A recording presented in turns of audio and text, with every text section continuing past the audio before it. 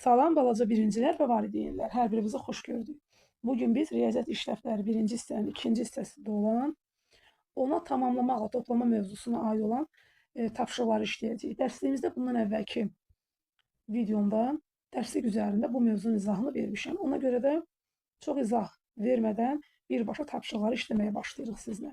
Kiməsə qaranlıq qalan məqam olarsa, kanalımda bundan əvvəlki videoda dərslikdəki izahı vermişəm. Gəlin keçək tapşırıqların işlənməsinə. Ədəd üçlüklərini tamamla. Boş xanalara uyğun ədədləri yaz. Deməli, baxıram ki, başlıq hissəm 10-dur. Yəni, ədədim hissələrimin cəmi 10-dan yuxarı keçməməlidir. 9-un üzərinə neçə gəlsəm 10 eləyər. Təbii ki, 10 eləyər. 1 yazsam 10 eləyər. İndi burada yenə başlıq hissələrim hər birində 10-dur, çünki 10-a tamamlamalıyam. Hissələrim isə bir tərəfi 6-dırsa, bir tərəfi 4 olmalıdır. Yəni, 4-ün üstünə 6 gəlsəm 10 eləsin. Başlıq bütöv hissəm 10-dur, tam hissəm 10-dur. Hissələrimdən biri 3-dürsə, biri 7 olmalıdır ki, 3-ün üzərinə 7 gəlsəm 10 eləsin. Sonra hissəmin biri 2-dirsə, bir hissəm 8 olmalıdır ki, 10-a tamamlansın. 8-in üzərinə gələndə 10 eləyir. İkinci tapşırıq isə bizə deyir ki, cəmi tapın.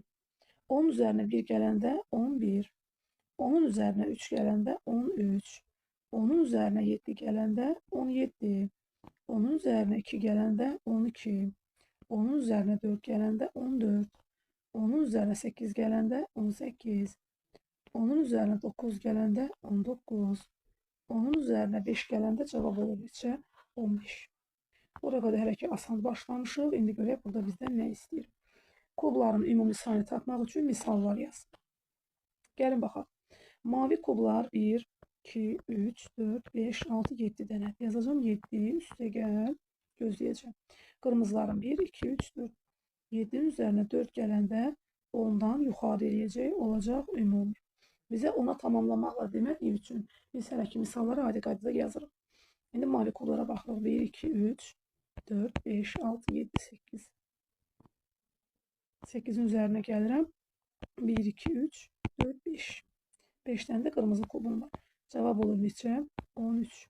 Sonra bu birində mavi kublarım 3 dənədir. 3-ün üzərinə gəlirəm. 1, 2, 3, 4, 5, 6, 7, 8, 9 dənə. 2, 3, 5. Gözümə nədənsə 10 kimi göründü. Ona görə daha dəqiq olsun deyə bir də saydım. 3-ün üzərinə 9 gələndə eləyəcək neçə? 12.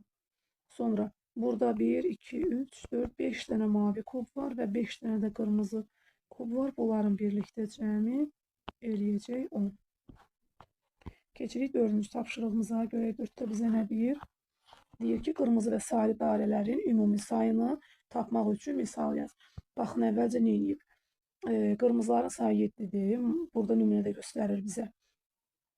Sarıların sayı 4-dür. Nə edib? Burada uşaqlar baxın, qırmızıların yanına 3 dənə sarı qoyub. Niyə?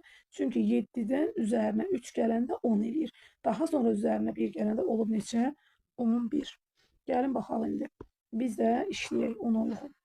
Burada mən markerimi dəyişməliyəm. Elə buradan sarı rəng götürüm. Görüm düz rəng götürmüşəm. Yox, biraz açıq oldu. Biraz başqa rəng götürək onda.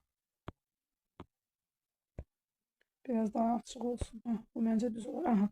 İndi uşaqlar biz əvvəlcə baxırıq nəyə? Burada 1, 2, 3, 4, 5, 6, 7, 8. 8 dənə qırmızı dairə var. Mən 8 dənə qırmızı dairənin yanına neçə dənə qırmızı dairənin içində sarı dairə qoysam ona tamamlanar. Təbii ki, 2 dənə qoya bilərəm. Yazıram bura. Yaxşı yazılmab. Gəl biz bunu bir balcada böyüdək. Yazılacaq. 1, 2. 2 dənə sarı nöqtə qoysaq və misalımız necə olacaq? Təbii ki, burada biz nə edəcəyik? Buradakı sarılardan ikisini silməliyik. Çünki sarılardan ikisini ona görə silməliyəm ki, baxın.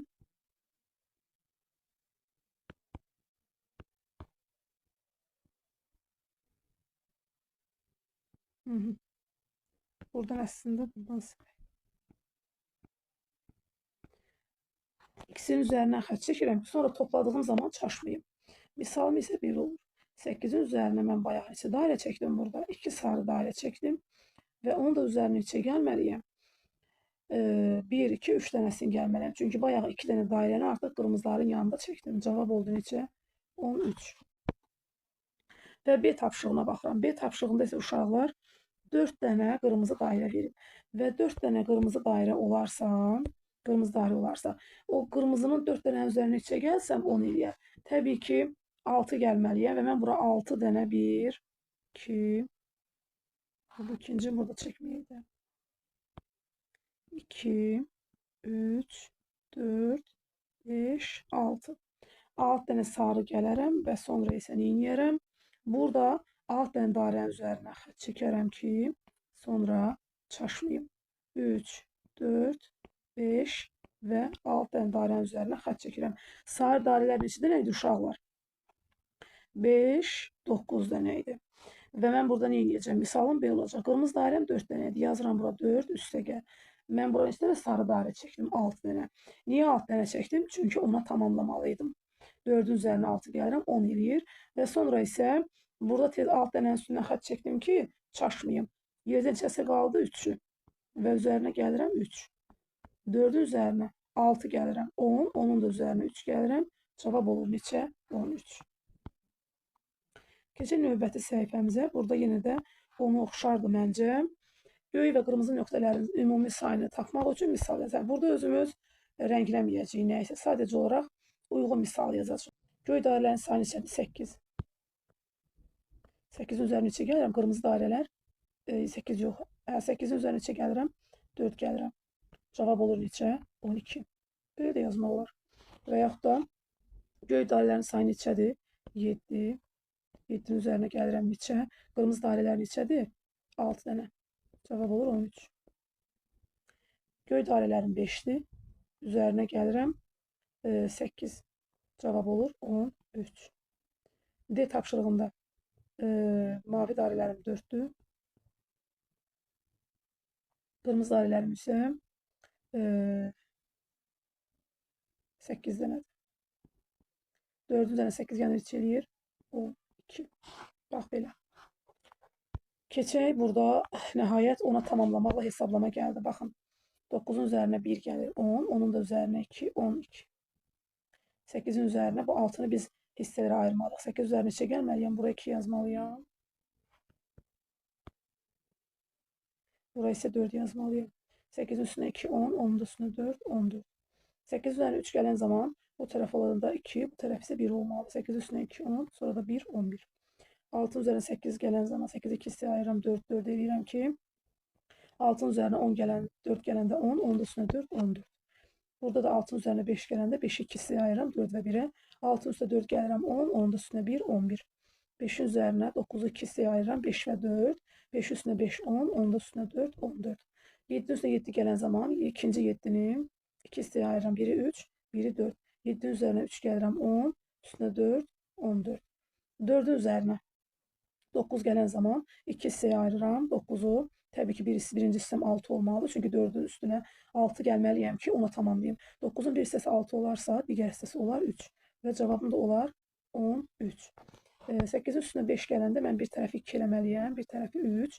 8-in üstünə 2 gəlməliyəm. Bu hissə 10 olandan sonra onun da üstünə 3 olacaq 13. 7-in üstünə 8 gələn zaman bir tərəfim 3 olur, bir tərəfim 5 və cavabım da olur 15. Baxaq nəyə? Məsələ. Burada məsələmiz var bizim. Deməli, soldakı bankada 5, sağdakı bankada 7 kürəcik var. 2 bankada cəmi neçə kürəcik var? İkisini birlikdə soruşur deyə 5-in üzərinə 7 gəlirəm. Bir boşa yazıram nəyi? Cavabıma 12 kürəcik olur. Sonra nə deyir? 8-də. Lalə sağdakı 3 qabdan 3 paxlavanı götürüb soldakı qaba qoydu. Soldakı qabda neçə paxlava oldu? Deməli, soldakı sağı soluna baxırıq da əvvəlcə. Soldakı qabda 1, 2, 3, 4, 5, 6, 7.